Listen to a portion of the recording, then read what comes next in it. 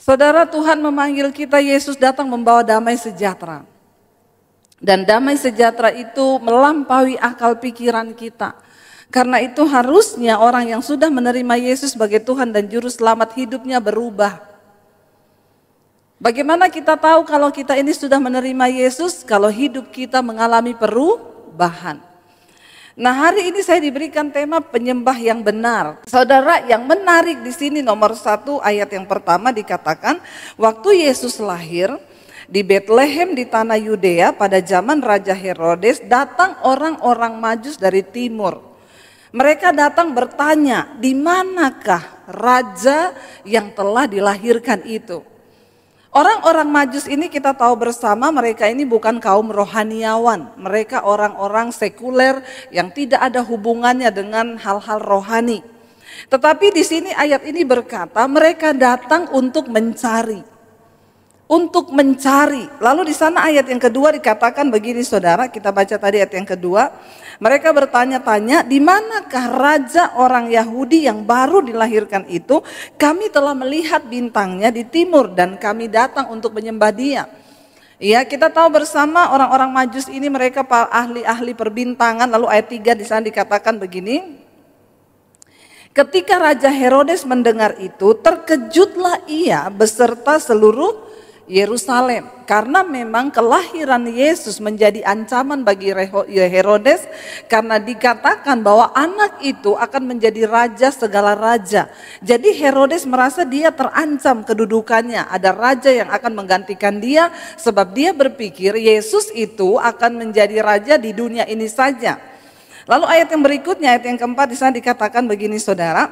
Maka dikumpulkannya semua imam kepala dan ahli Taurat bangsa Yahudi, lalu dimintanya keterangan dari mereka di mana Mesias akan dilahirkan. Herodes sangat tahu banget bahwa yang mengetahui rahasia itulah para imam dan ahli Taurat. Tetapi yang saya melihat luar biasa di sini, orang Majus ini bukan kaum rohaniawan, tapi mereka datang mencari di mana sang juru selamat itu. Untuk apa mereka datang? Untuk menyembah dia, kata firman Tuhan. Saudara, bagaimana supaya kita ini bisa menjadi penyembah yang benar? Yang pertama, engkau harus mencari Tuhan dalam hidupmu. Ya, kitab Yesaya berkata, carilah Tuhan selama ia berkenan ditemui, berserulah kepadanya selama ia dekat. Kenapa saya bisa mengenal Yesus sebagai Tuhan dan Juru Selamat? Di dalam kepenatan hidup saya berbuat dosa, saya jatuh dan jatuh. Singkat cerita, saya pengen mati bunuh diri karena iblis datang berkata kepada saya, hidupmu sudah hancur, ngapain kamu hidup, mati aja bunuh diri. Dan disitulah saya berpikir, iya mati itu yang paling enak, saudara.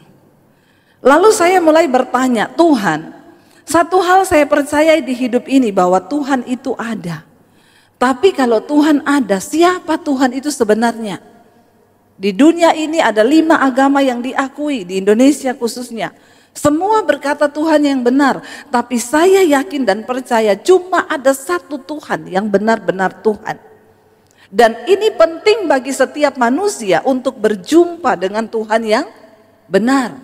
Bagaimana kita bisa menjadi penyembah yang benar? Kita harus menyembah Tuhan yang benar. Amin. Dan bagaimana kita menemukan Tuhan yang benar itu? Carilah Tuhan. Saudara, jangan cuma menjadi Kristen warisan. Apa maksudnya? Banyak orang menjadi Kristen cuma karena dia dilahirkan di dalam keluarga Kristen. Kita perlu berjumpa dengan Tuhan secara pribadi. Dan hanya orang yang mencari Tuhan yang akan menemukan Tuhan. Siapa penyembah yang benar? Mereka yang berjumpa dengan Tuhan yang benar. Dan hidup mereka diubahkan. Engkau tidak akan mungkin bisa menyembah Tuhan dengan benar kalau engkau tidak berjumpa dan mengenal Tuhan secara benar. Lalu saya bertanya dalam hati saya, siapa engkau Tuhan? Saya tidak peduli lagi dengan agama. Saya mau mengenal siapa Tuhan yang benar itu. Pertama saya marah sama Tuhan. Kurang kerjaan kau Tuhan. Kenapa engkau ciptakan saya ke dunia? Ya, mending saya mati. Ya Tuhan, kenapa jahat menciptakan saya ke dunia cuma untuk saya bunuh diri? Saya jatuh dalam dosa, saya jatuh dalam segala macam kenajisan.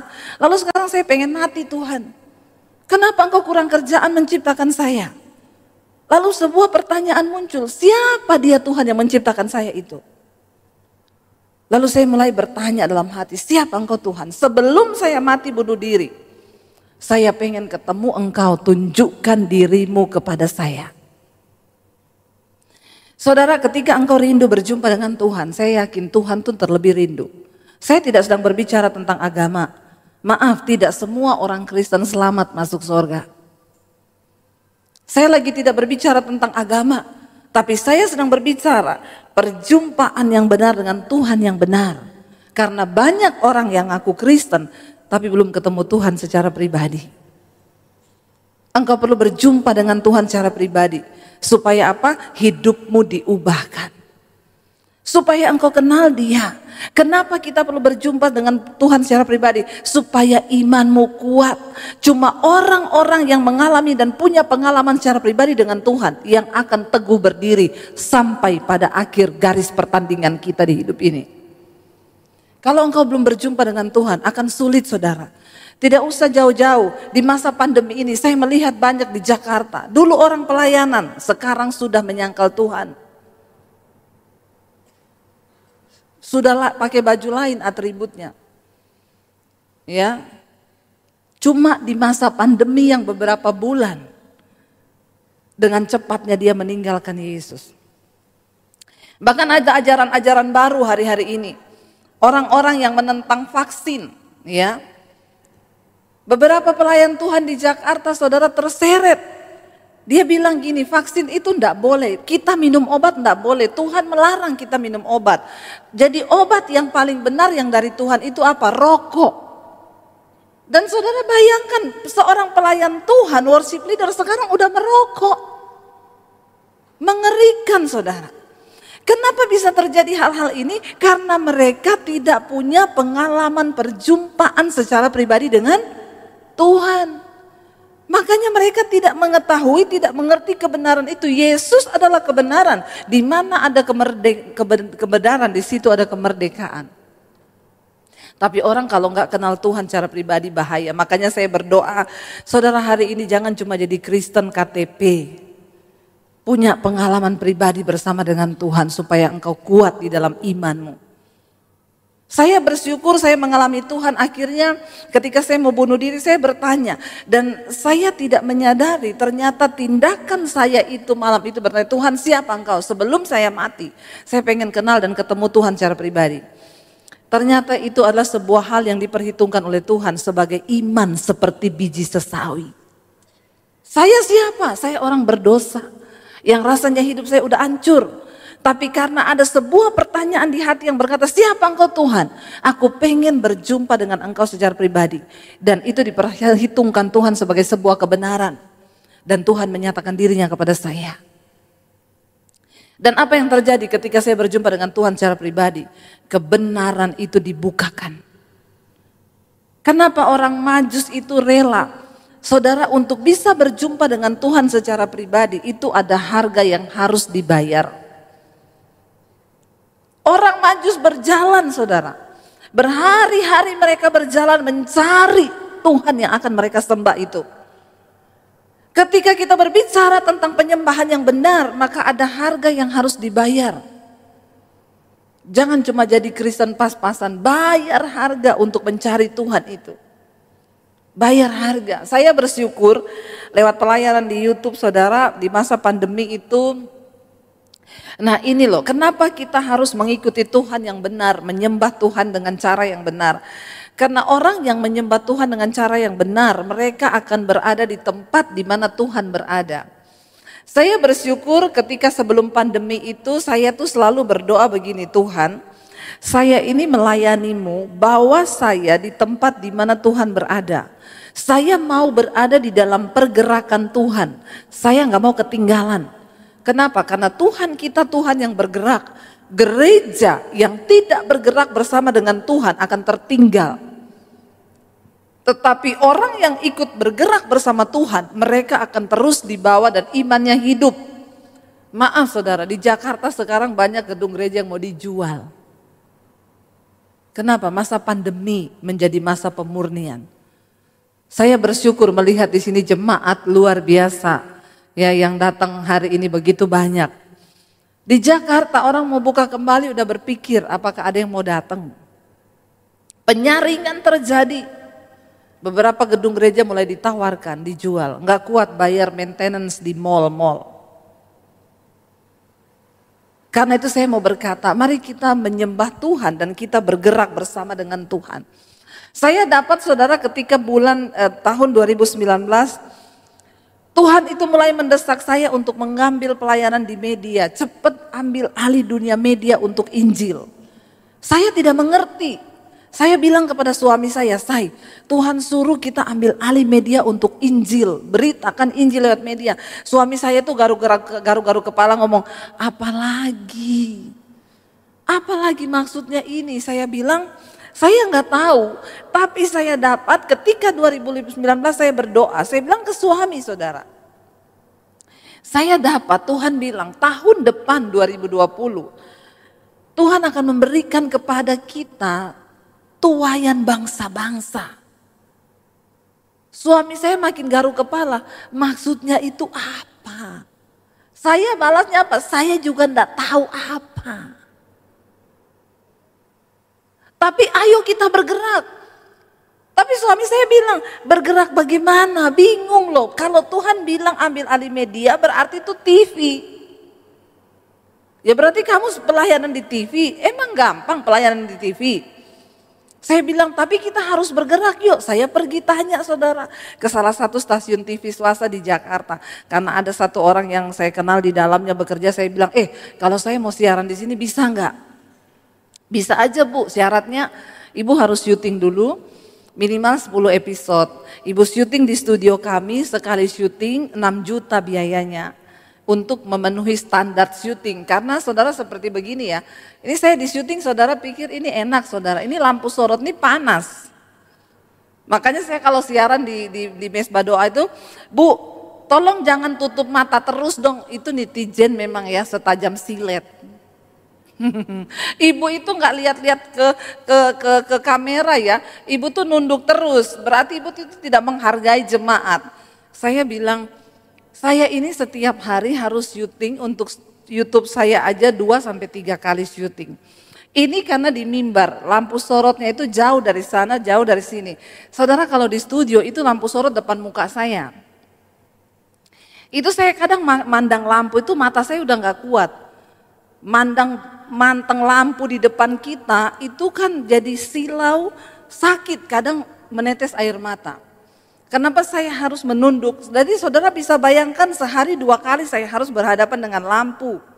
Belum lagi khotbah-khotbah yang harus kirim video ke gereja-gereja yang minta hari-hari ini karena semuanya media. Seperti itulah ya. Kalau saudara mau tahu kita itu syuting di dalam studio. Nah saat itu saya nggak tahu Tuhan maunya apa. Saya datang ke salah satu teman saya itu, saya bilang kalau saya ibu harus syuting di studio kami, bayar 6 juta sekali syuting untuk sesuai standar TV. Terus saya tanya, itu pasti tayang nggak? Oh belum.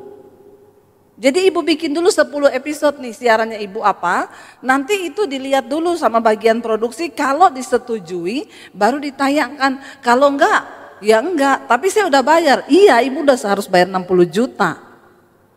Waduh saya bilang, aduh uangnya siapa ya? Memang saat itu memang saya juga nggak ada uang. Saya bilang sama suami saya bilang lah, katanya Tuhan suruh di media, bagaimana itu? Saya bilang iya juga tapi ya sudahlah. Pokoknya saya cuma bilang Tuhan saya mau. Tidak ada bayangan YouTube saudara, belum ada bayangan YouTube. Satu kali saya diundang pelayanan di Bali, saya sama mami saya. Lalu saya mau ketemu satu orang teman, kita ketemu di satu kafe, lagi duduk-duduk, di situ ada orang syuting, pakai kamera. Kebetulan produsernya itu duduk di samping meja saya, jadi saya tanya, Pak, ini lagi syuting buat apa? Oh buat TV Bu, TV di mana? Di YouTube. Loh bisa buat TV di YouTube? Oh bisa, dia mulai cerita. Sekarang ini semua beralih ke YouTube Bu, YouTube itu lintas budaya, lintas negara, lintas agama, lintas benua. Wih saya mendapat pencerahan. Lalu saya bilang, wih berarti saya juga bisa ya. Dia menatap saya dengan muka yang ada agak-agak ngajak berantem.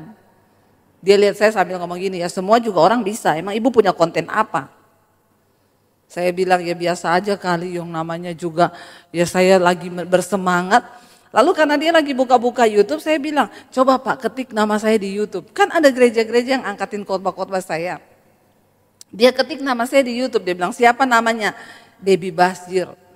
Lalu waktu dicari muncullah khotbah-khotbah saya, dia bilang Bu ini ada khotbah-khotbah ibu yang nonton sampai ratusan ribu loh, berarti ibu punya nama di YouTube, berarti saya bisa bikin, bisa banget Bu.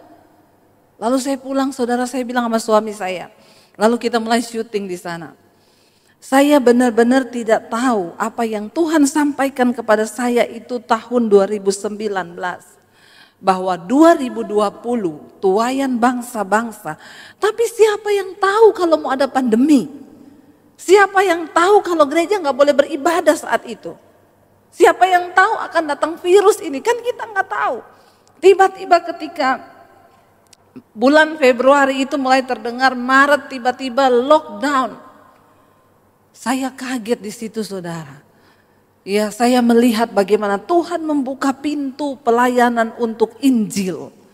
Ingat Yesus berkata, dia akan datang kali kedua dengan tanda-tanda, akan ada bencana, akan ada gunung meletus, ya tsunami, semua sudah terjadi kan? Sudah. Kemarin kita dengar saudara Gunung Semeru tidak ada tanda-tanda tiba-tiba erupsi, kasihan itu. Ya bagaimana kita melihat debu menutupi desa, menutupi, bahkan ada anak yang tidak berani lari karena lihat orang tuanya tinggal di rumah, dia kasihan mamanya mati. Dia juga nggak mau lari tinggalin mamanya, didapati jenazahnya sedang berpelukan. Menyedihkan saudara. Tetapi itu terjadi. Yesus berkata akan ada kabar perang, bangsa bangkit melawan bangsa, sudah terjadi. Tapi satu hal Yesus bilang, semua itu barulah awal. Tetapi ada satu tanda yang sangat nyata untuk menandakan kedatangan Tuhan kali yang kedua, yaitu apa? Sampai Injil kerajaan ini diberitakan ke segala penjuru bumi. Saudara percaya enggak, masa pandemi ini membuat media terbuka bagi Injil. Sekarang semua orang sudah mendengar Injil. Di mana ada sinyal, ada YouTube, orang bisa terima Injil. Saya melihat bagaimana Tuhan itu bekerja. Setiap malam saudara ikut mesbah doa, saudara dengar kesaksian demi kesaksian.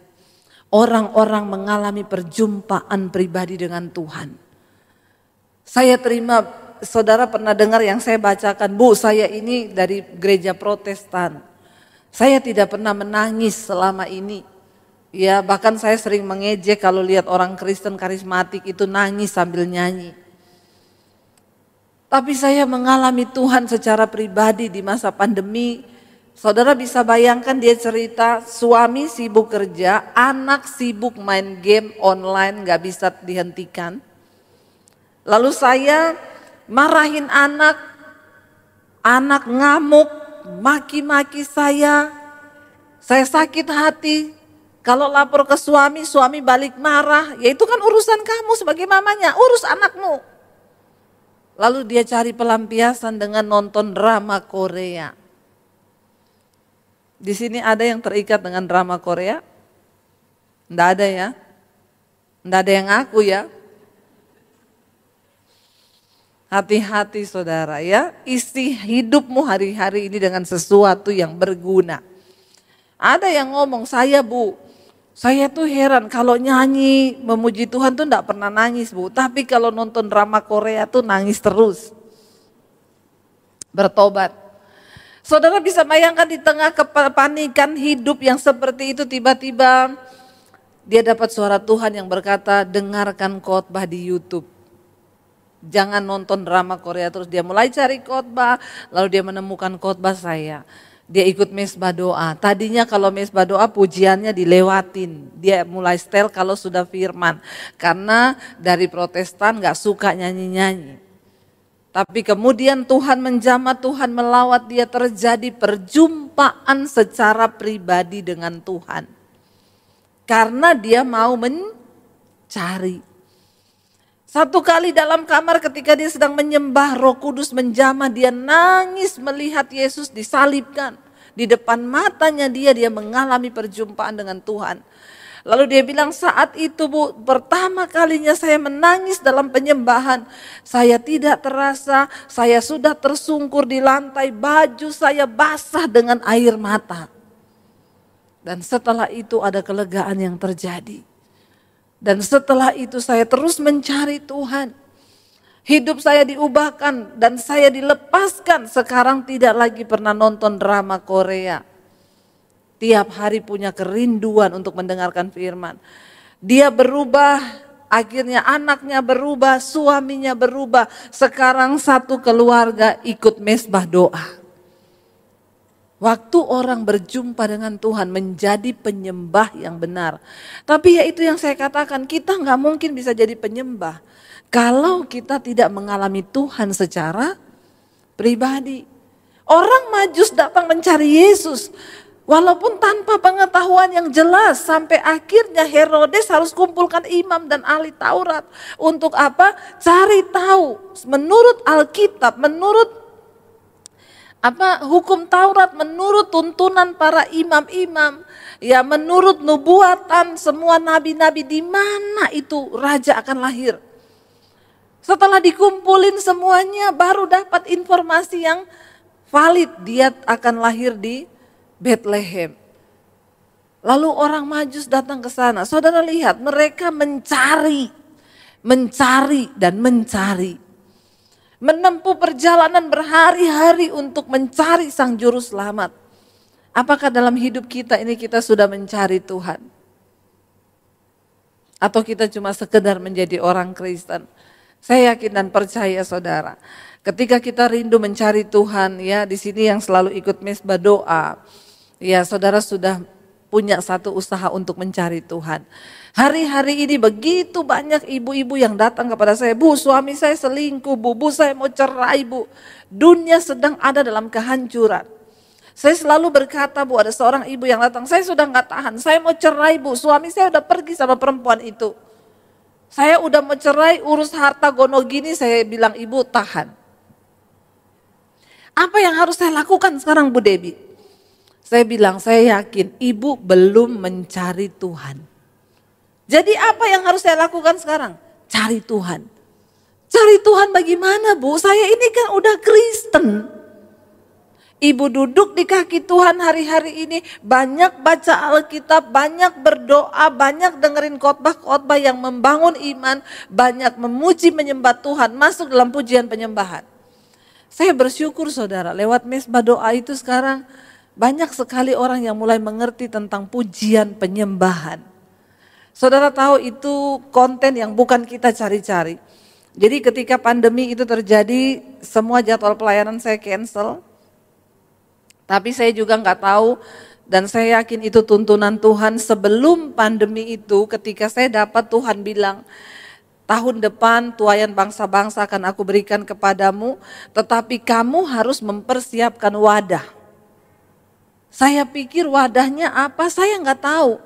Tapi waktu itu kami mulai bergerak di YouTube dan akhirnya saudara, sebelum pandemi itu, sebulan sebelum, saya itu punya halaman kosong di atas kamar saya di lantai 2. Itu saya cari tukang, saya suruh tukang bikin studio ukuran 3x3. Dan ternyata itu wadahnya dari studio yang 3x3 itu. Lalu akhirnya ketika pandemi terjadi, itu sudah pas finishing, tukang saya tuh bilang gini, Bu saya udah mau pulang ke Solo loh, ini udah virus loh Bu. Ini sudah mau tutup semua, saya bilang Mas selesaiin dulu semuanya baru kamu pulang. Jadi begitu selesai hari ini dia pulang, besok lockdown. Jakarta ditutup. Saudara, saya melihat itu semua Tuhan yang siapkan. Jadi ketika pandemi itu, mesbah doa itu saya tuh dapat pemberitahuan dari YouTube kan. Selamat Debbie Basjir TV, kamu sudah bisa live dari handphone. Ya, jadi dapat fasilitas bisa live dari handphone. Waktu malam itu saya baru selesai syuting khotbah di studio. Saya iseng, saya pencet HP saya, gambar kamera, karena saya dapat pemberitahuan dari YouTube. Saya buka, saya pencet gambar kamera, tiba-tiba tuh udah live, saudara. Orang itu udah masuk, Bu kita mau ngapain Bu? Waktu itu kan lagi mayat-mayat ditayangkan kan.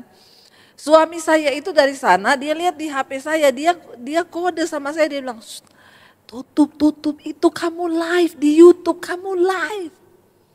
Saya bilang, apa? Itu kamu live di YouTube, kamu mau apa itu tutup. Karena saya bingung, ya saya lihat orang-orang udah masuk, shalom Bu Debbie kita mau berdoa ya Bu, kita takut Bu, apa yang terjadi Bu, ini banyak yang mati Bu. Karena saya juga bingung, saya kaget juga kenapa sudah banyak yang masuk ribuan. Saya bilang iya kita berdoa ya saudara-saudara, ya saya khotbah lah di situ, saya kasih ayat, jangan takut, pokoknya percaya Tuhan menyertai. Suami saya masih duduk di keyboard, saya bilang angkat lagu, nyanyi. Lalu dia mulai main, saya mulai nyanyi.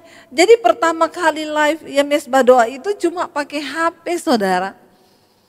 Akhirnya 1 jam kita siaran langsung, hari pertama itu yang ikut hampir 5.000. Saya kaget, anak saya bilang, Mami tahu nggak artis-artis aja live belum tentu loh yang nonton ribuan begitu. Mereka bilang, Bu besok lagi. Dari situ, dari awal pandemi bulan Maret tahun 2020 sampai hari ini setiap malam jam 8 malam itu ada. Mereka bilang, Bu kalau sudah mulai offline, jangan dihentikan loh mesbah doa Bu, tetap ada ya. Jadi saya tuh sekarang membagi waktunya saudara luar biasa. Tapi tidak sia-sia, saya selalu meneteskan air mata kalau dengar orang kesaksian dipulihkan, orang mengalami perjumpaan pribadi dengan Tuhan. Saya cuma bilang, Tuhan saya pokoknya hidup saya hanya untuk melayani-Mu. Kita nggak ada yang tahu, waktu sebelum pandemi channel YouTube saya hampir 50.000 subscribernya. Ketika pandemi terjadi, saudara tahu satu hari nambah 1.000.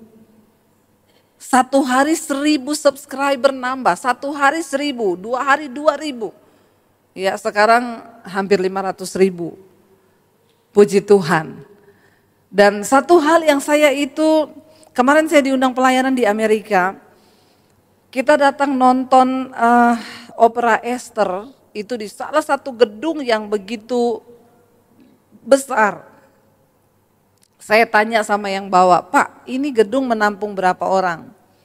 Dia bilang 4.000-an Bu. Gedung segede ini 4.000-an, saya lihat tuh manusia tuh di bawah ya saudara. Tiba-tiba ketika saya duduk di situ, Roh Kudus itu ngomong sama saya begini, kamu bayangkan ini 4.000 dikumpulin banyaknya segini loh. Kamu tiap malam mesbah doa itu di live streaming yang masuk, kadang tembus sampai 18.000. Kamu butuh gedung gereja sebesar apa untuk menampung jemaat yang sebanyak itu? Saya cuma melihat bagaimana Tuhan bekerja yang sangat membuat saya bersuka cita. Orang mengalami Tuhan secara pribadi. Orang-orang yang dulu bahkan mereka mulai datang berkata, Bu saya ini majelis, Bu saya puluhan tahun jadi Kristen. Tapi sekarang saya baru mengerti menjadi Kristen yang benar itu seperti apa. Saya mau terus berubah Bu, saya mau diubahkan hidup saya mau diubahkan Bu, saya ini pemarah, saya ini mengalami perjumpaan pribadi dengan Tuhan. Tuhan ubahkan saudara. Ayo kita mau jadi penyembah yang benar. Kenali siapa Tuhanmu, kenali siapa Allahmu, supaya kenapa saya tuh selalu nangis saudara ketika saya menyembah Tuhan. Ya, saya cuma nyanyi aja ya kalau di kamar mandi, di mobil, di mana aja, di dapur, cuma nyanyi gini loh. Kasih setiamu lebih dari hidup. Itu air mata saya langsung jatuh saudara. Kenapa saya bisa menangis? Karena saya mengenal Dia Tuhan yang penuh dengan kasih setia. Kita nggak bisa menjadi penyembah yang benar kalau kita nggak kenal siapa Tuhan kita. Dan untuk bisa mengalami pengalaman pribadi dengan Tuhan, ada harga yang harus dibayar. Sakit daging kita, ada persembahan yang kita bawa. Orang Majus datang mencari Yesus tidak dengan tangan hampa. Mereka membawa emas, perak, kemenyan, mur. Apa yang kita bawa pada Tuhan hari ini? Percayalah, Tuhan tidak tertarik hanya dengan kekayaan atau uang saudara. Dia tertarik dengan hidup yang engkau bawa kepada dia. Dan engkau berkata, ini aku Tuhan, ubahkan aku. Sebagai istri saudara, mari kita menjadi istri yang menjadi penolong bagi suami. Jangan berkata, iya Bu kalau suaminya baik. Ya ada yang datang, iya karena suaminya kayak ibu enak.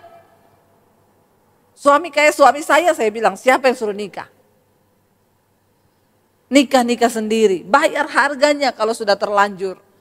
Ya ada seorang ibu datang sama saya, Bu, suami saya itu pelit, kasar, marah-marah.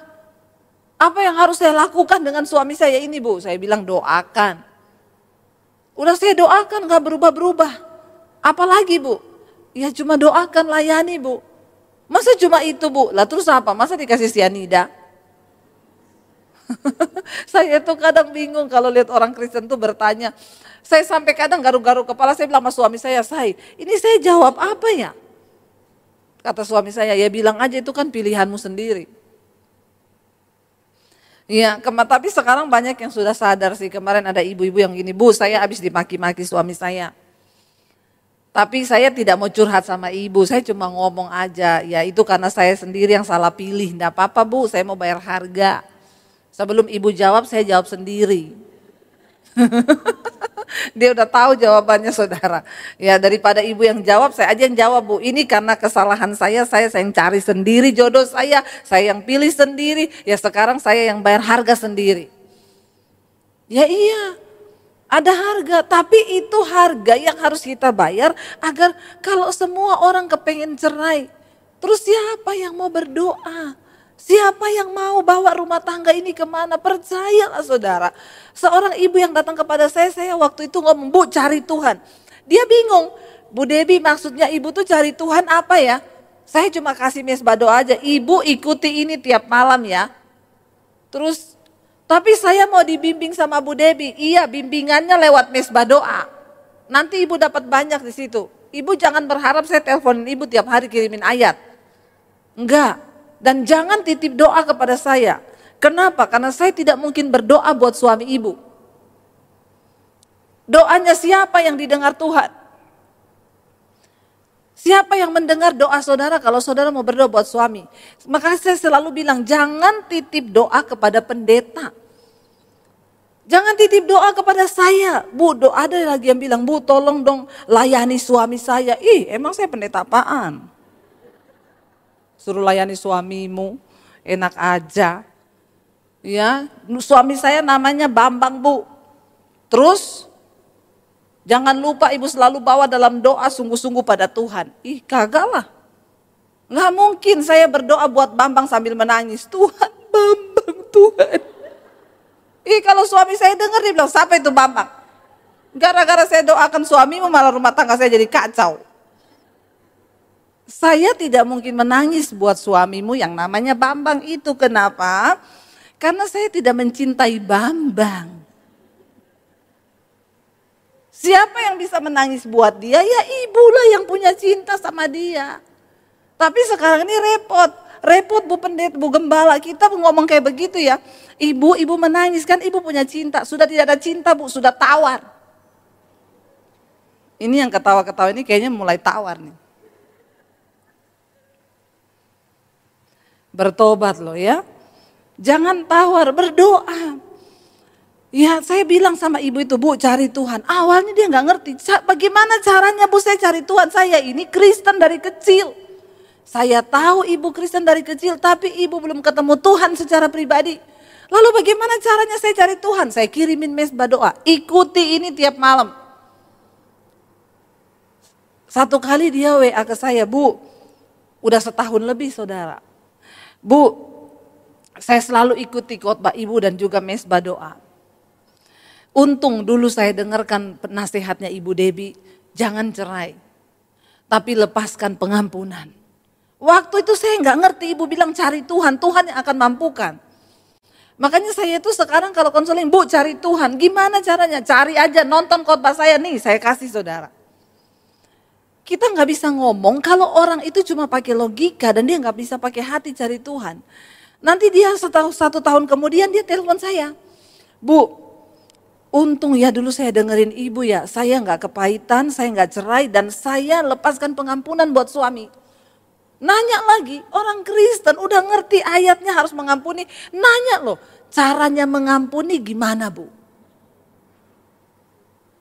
Coba saudara jawab apa kalau ada orang yang nanya, Bu caranya mengampuni bagaimana? Saya bilang pergi ke toko. Saya tuh sampai garu-garu kepala loh, gak ngerti ini orang-orang Kristen. Udah puluhan tahun jadi Kristen, tanya. Kan Yesus sudah bilang, caranya mengampuni itu apa? Doakan orang yang menyakiti kamu. Mintalah berkat, doakan dia. Jangan balas jahat dengan jahat.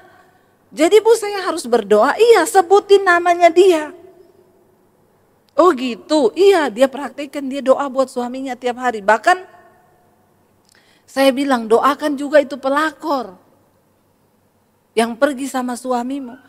Doakan apa Bu? Biar kecelakaan mati ya? Jangan. Jangan berdoa begitu, itu doa yang salah. Doakan apa? Doakan biar dia bertobat dengan cara Tuhan. Ada bapak-bapak yang telepon saya gini, Bu Debbie, ini ibu pendeta Debbie Basir, iya betul. Ibu itu pendeta macam apa? Kenapa Pak? Istri saya tuh ngomong sama saya, kata Bu Debbie saya harus berdoa buat kamu. Doanya apa? Tuhan hajar suamiku. Terus dia bilang, pendeta macam apa itu? Suruh istri doakan biar Tuhan hajar suaminya. Saya bilang, Pak jangan terlalu GR Pak. Kenapa? Tuhan itu menghajar orang yang dikasihinya dan dianggap anak. Itu kata firman Tuhan. Sebab Tuhan mengasihi orang yang dikasihinya dan dianggapnya sebagai anak. Maaf ya, kalau Bapak masih dianggap anak sama Tuhan, Bapak dihajar. Tapi kalau Tuhan udah gak nganggap Bapak anak, Bapak langsung mati Pak. Tiba-tiba teleponnya langsung putus, nit. Loh bener gak? Jadi ibu-ibu ya saya cuma bilang kalau suamimu selingkuh gak tobat-tobat, doa aja Tuhan hajar dia dengan caramu. Tapi jangan ibu-ibu yang menggurui Tuhan, Tuhan biar dia kena stroke. Nah itu jangan saudara ya. Nanti kita yang rempong juga.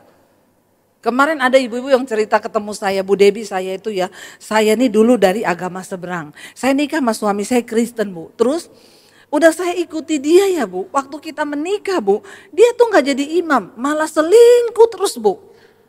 Dia pergi sama perempuan selingkuhannya, habisin uang miliar-miliar, udah habis uang pulang lagi ke rumah minta uang. Terakhir minta uang, ya sudahlah saya udah gak mau tahan daripada saya sakit hati. Dia pergi sama perempuan itu, tiba-tiba dibawa sama keluarganya, suami saya pulang ke rumah dalam keadaan kena stroke ringan. Karena dijotos sama pelakornya. Udah gak ngasih duit, dipukul. Dia kena stroke ringan. Saya itu dibawa pulang, saya rawat lah Bu ya, namanya suami saya rawat. Saya bawa ke rumah sakit habis ratusan juta. Saya rawat di rumah pakai suster.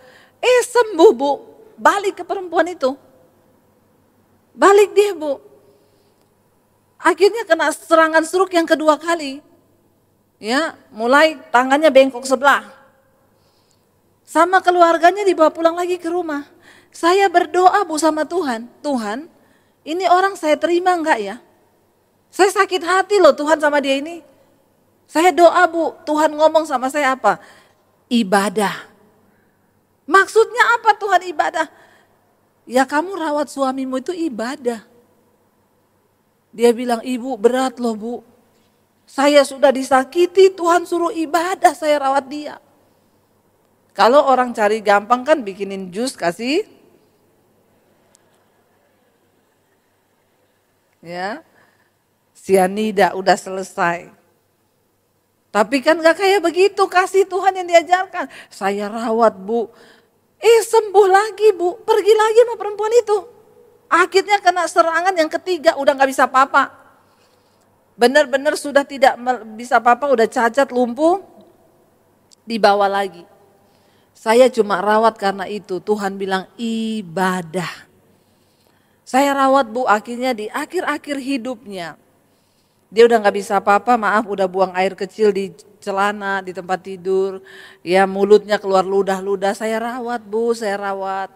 Di akhir-akhir hidupnya puji Tuhan dia sempat kembali ke Tuhan. Ini Tuhan masih sayang orang ini saudara. Akhirnya dia meninggal Bu. Yang saya jengkel dia meninggal senyum Bu. Kata ibunya, kenapa ibu jengkel? Dalam hati gua, lu senyum ya, lu nggak tahu gua ini sengsara.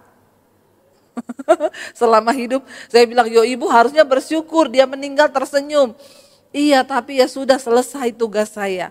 Jadi saudara ya sampai di mana kasih itu? Waktu orang mengalami, loh ibu ini bukan dari Kristen loh.